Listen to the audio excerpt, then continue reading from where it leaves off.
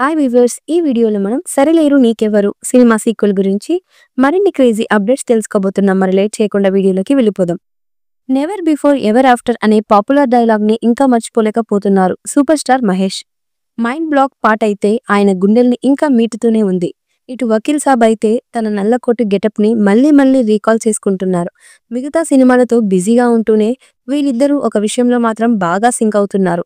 ఇంతకీ అదేంటంటే, political background ఉన్న ఆకతాయి కుర్రాళ్ళ నుంచి ముగ్గురు అమ్మాయిల జీవితాల్ని కాపాడిన దేవుడుగా వకీల్ సాబ్ సక్సెస్ అయ్యారు.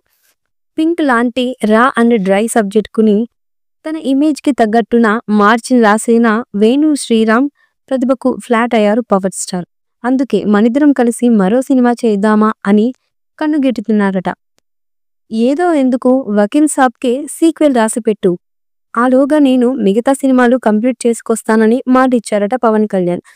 ఈ ఐడియాకు మొదట్లో మొగ్గు తొడిగింది దిల్ రాజేనని, త్వరలో అనౌన్స్మెంట్ కూడా వస్తుందని పీకే కాంపౌండ్లో ఆ ఇంట్రెస్టింగ్ సౌండ్ వినిపిస్తోంది.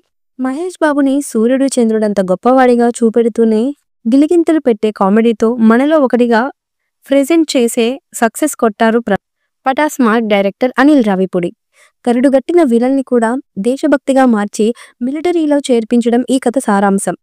ఇదే కథను తిరగతిప్పి మరోలా చెప్పాలన్న ఖతర్నాక్ దాస్ ప్రాసెస్ ఇప్పుడు అనిల్ బుర్రలో ఫ్లాట్ అయింది.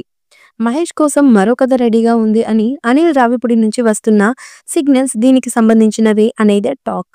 మహేష్ బాబుని సూర్యుడు చంద్రుడంత గొప్పవాడిగా చూపెడుతూనే గిలిగింతలు పెట్టే కామెడీతో సక్సెస్ కొట్టారు అనిల్ రావిపూడి.